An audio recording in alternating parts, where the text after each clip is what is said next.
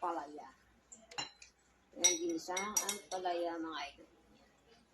Ginisang ang palaya. Meron tayong hipon. Meron tayong pork. Meron din tayong fried chicken and fried fish. Yan mga yan.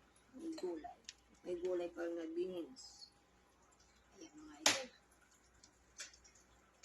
May ampalayan din sa kain po tayo. Sarap.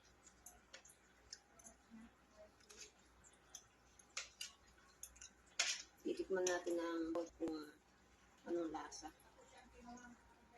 Kung tama yung timpla natin.